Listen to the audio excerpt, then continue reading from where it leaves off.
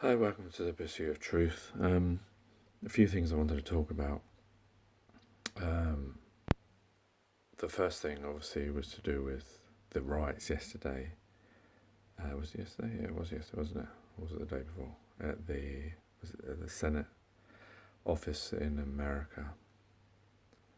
The thing that interests me is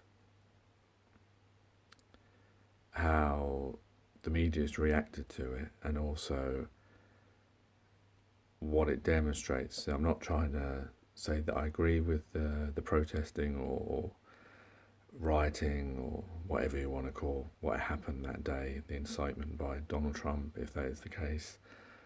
The thing that interests me is the proof that it shows the power of the people. We often think that, we're powerless to do things, and we see people in government and the military and whatever as being the powerful people. But when you actually look at how many people there are compared to how many actually run the countries, that proves that they managed to storm that building and they could have done whatever they wanted. If there were a lot more of them, they could have owned that building. There were places during the Black Lives Matters movement in America where they took over parts of a town, and the police moved out. So it just goes to show you that we do actually have power. I mean, intrinsically, each one of us has our own power, and we each give it away when we decide to follow regulations, laws, and rules. Not that I'm saying that that's a problem. I've got to be careful, because the problem is when you say things that people just want to pick up on certain bits and then make out you're this, that, and the other. Whereas what I'm trying to say is that each one of us have power, and we've seen coups in countries and etc. We've never seen something like that happen in America, so it's unusual. But it just goes to show you that when we don't really like something, we don't just have to vote. We can take back ourselves. I don't know whether that is the right way of doing things or not, because obviously a lot of people will say, no, that's a terrible thing to say, because everyone has to follow democracy, everyone has to follow laws and rules, otherwise it'd be anarchy and chaos. But that's the thing that I noticed after this with the media and politicians around the world, or putting their two pennies worth in of something that doesn't really involve them, it's got nothing to do with them, but they're all worried about democracy, they're all worried about power. It's very important to keep us in our place, not to make us aware that we do have that power, that we could storm anything and take anything over if there was enough of us. So that scares them, this idea of that people were able to storm the Senate building and take it over. And that shows our power, that intrinsically each one of us has, and when there's more, the more of us that there are, the more power there is. But I suppose the thing is that the other thing I was thinking of was about but how power is misused. That they wanted to storm the Senate to try and stop President-elect Joe Biden being officially made, not president, he's not that till January the 20th, but the process, which they couldn't have stopped anyway. Even if they burnt down the building, it still wouldn't stop the process. Someone else would have done it.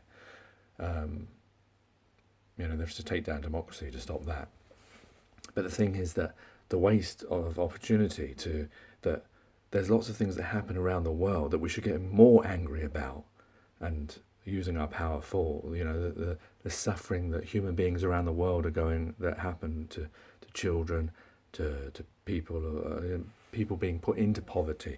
We're all born equal, apparently, and intrinsically, when you look at it, if you take away the system and rules and everything, all of us should be able to live a life equal to each other, to have everything that we ever need. We've been blessed to be born on a planet that can support every single person that there is in everything that they possibly need, whether that's medicine, whether that's food, whether that's warmth, whether that's all the intrinsic things that we all need.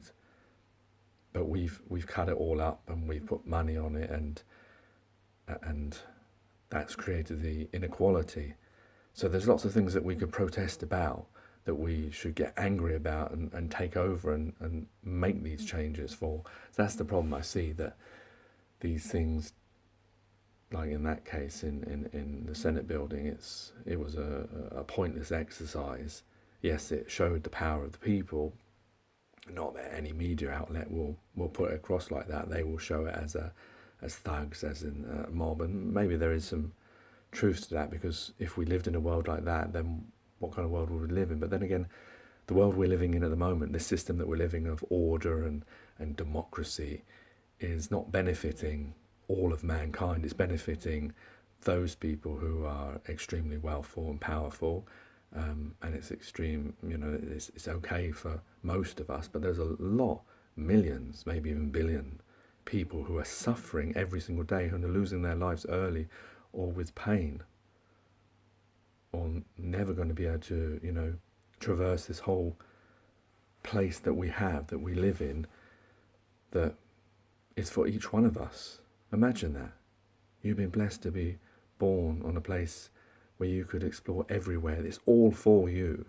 And I don't mean that if you want to believe that in the aspect of religion, then you can believe that. If you want to believe in it intrinsically, with as things stand, that's the way it is. It's just we've cut it up and said, this is your control and this is your control, and you must have a passport to go this place and the other.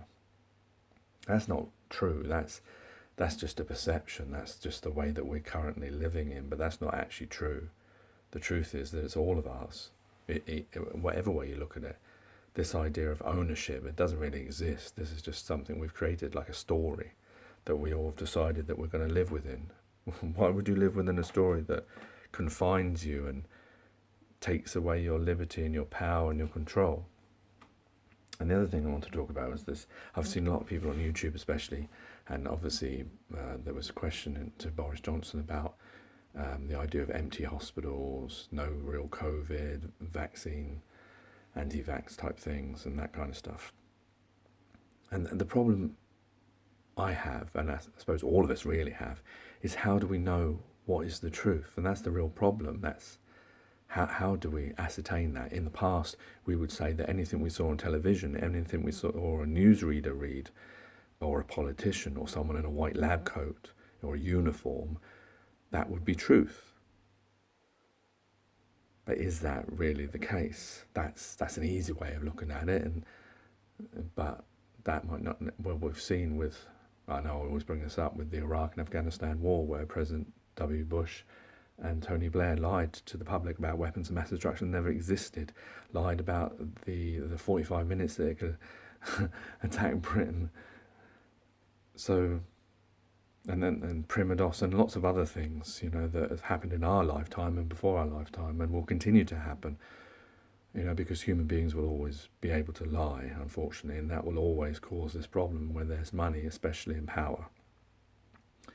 But the real thing is, like, how do we know what's the truth or not? You've got one side of the argument where you've got the media and the politicians saying that this, that, and the other, and the doctors, but then you'll find that on Facebook or YouTube, you've got ordinary people that have experienced things that are putting their case across. Some of them maybe using confirmation bias. There's a lot of that, obviously. Well, there's a lot of that in humanity generally, not just with alternatives, but with also the media using confirmation bias. And that's a problem, really, because you get this, like, the media tend to do this a lot, but no one, sometimes they get picked up on it, like they did yesterday, where they were talking about one GP surgery didn't have the vaccine, the Oxford AstraZeneca vaccine didn't turn up, and the media was jumping on Matt Hancock, Boris Johnson, saying that, oh, well, look, it's not working. It was just one case. They're not ever going to report the 99 or whatever % where it's actually working. They'll always look for the story, that angle, as they would call it. And that's not really truth-telling, is it? That's trying to create a story, because that's the interesting thing. You want to say how the government's not doing the job, even though the truth of the matter is, if you know that only a few people have got a problem and the most haven't, then you reporting those people that have the problem, are you actually telling the truth anymore? Are you telling news? This whole idea of scandal being news is especially, well, maybe since newspapers started, it's been like that. And then of course you got on, with alternative media, let's call it, on YouTube or whatever, Facebook, when someone will hear, say, a death has happened from someone who's taken, there was one who took a Pfizer BioNTech COVID-19 vaccine and passed away. And they will use that as a reason to say, "Oh, don't take this vaccine," or "This vaccine isn't safe." Well, if you've got one person who died and you've got 1 million people that have taken it and haven't died, then are you actually telling the truth by pointing out that one person who's died? You're always, we have to be honest about it. There's nothing, even cars. Let's talk about cars. There'll be people who drive, say, the Ford car, and 99.9% of them will drive safely and will be fine. But there'll be 1% who will die in that car. But does that mean that the Ford car is therefore not safe? And that's the problem, this confirmation bias, that the media and the alternatives, that they will see something, they will jump on it, and they will use that as a basis to say that, well, this is safe or this is not safe, or there's empty hospitals or the hospitals are full up. You'll get the same concept of from both sides of the story. Those people who believe in the media and the government, and those people who don't believe in them, and that this confirmation bias is the real problem. And you want to trust people, so when you hear something on YouTube or Facebook or the TV or BBC or Sky or CNN or whoever, you want to be able to believe what they're telling you. But you see a lot of times that confirmation bias and sticking to your angle of the story because this is what you want to talk about, and you won't really be reporting the truth, and therefore it makes it a lot more difficult for the rest of us who are wanting to find the truth, to actually find the truth, because we're finding your confirmation bias. Until we get around that and lying, how do we know what the truth is? Because one side will be very adamant that this is the truth, and any alternative to that is wrong or lunacy. And the alternative on YouTube and Facebook will say that, this is obviously what people are going to say, and there will be the same argument you could use against them, that if whatever the opposite of what they're saying is going to be, no, that's impossible. I think finding the truth, that is the problem, that is the real problem. Finding the truth isn't black and white. It isn't very easy to navigate through. And so that's the problem with all these things that I come across these days. When you can get alternatives, you can get different people's views for things, and you're left scratching your head not really knowing which one is telling the truth. I mean, it was a lot easier, say, 30 years ago, when you could just believe the media, but then were they ever telling the truth, or we were just blind to the fact that there were no one else able to share their opinion? Because that's the beauty of YouTube and Facebook. It's given the ordinary person their ability to show their side of the story, which the media, if there's some incident that's happened, they will pick the people and they will pick the story that they want to tell, and that may not be telling the truth. Whereas now those other people who, witness something can then go onto YouTube or Facebook and tell their story. But the problem is that also leads for people who are fantasists, people who are liars, which is human beings in general, but people who enjoy lying, people who like deceiving, people who get off on it, who want to be popular on YouTube or Facebook, and then they will say certain things because that will get them that popularity or notoriety, and they stick to that kind of angle. And there's lots of that about. So that's the problem. Then you don't know, because it's another human being you're listening to, whether it's on Facebook, YouTube, BBC, Sky News, like me. It's another person you're listening to. So how do you know their intention? How do you know what's inside their heart? How do you know that they're actually telling the truth? How do you know that they even know that they're telling the truth, that they're not even following their own confirmation bias? And so I think it's those people who have like definitives, think that this definitely this, it's definitely that, whether it's the media, whether it's YouTube people. I think that probably means that they're actually following their confirmation bias. The truth of following truth, especially in this day and age, is it's like a liquid. It's in flux. You don't really know, because you get different bits of information and you don't know that whether the person's telling the truth or not. You can't test their integrity by just what they're saying. You'd have to know the information and be able to research the person and see if the person's telling the truth. And people lie all the time and get away with it, and you would never know. So yeah, I find that very difficult. So that's, anyway, I've waffled on long enough, but I thought I would bring that to your attention, because I've seen a lot of that on TV and YouTube, and both sides saying things, and then you're left thinking, well, I don't really know which one's telling the truth anymore. I can't believe any of you. I should just be an individual. But the problem with that is that we're not individual. Well, we are individuals, but as a collective, it's important as well, because we need to care for each other. Because if we just think about ourselves as individuals and we're not going to listen to anything, then but what if things are true? What if there is this disease? And we're just going to think, no, I'm just an individual. I'm going to do whatever I want. I don't know who to believe, so I'm just going to do whatever I want. I'm not going to wear a mask. But then you're actually killing people,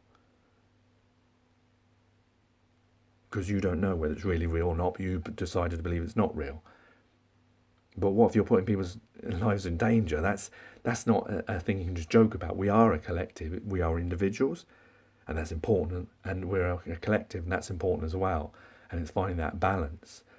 And it should be that the individual and the collective work together, and that we all benefit from it, and we all have what we need as an individual and a collective. We should be looking after each other, and maybe that's part of the role of government. But the problem is that the system, the way it is not going to look after all of us.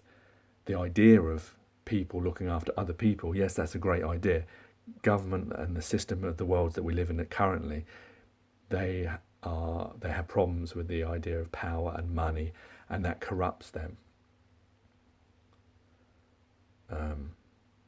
So yeah, it's a very difficult time to live, and especially if you want to really try and find the truth. If you're just happy with the truth that you've landed on, whether it's on TV or YouTube, then yeah, you can be deluded, and you can continue to be deluded, and maybe you won't even realise it, and you can get angry and spout out, and like those people who stormed to the Senate office, a lot of them would have believed 100% that they could have changed whatever they wanted to change.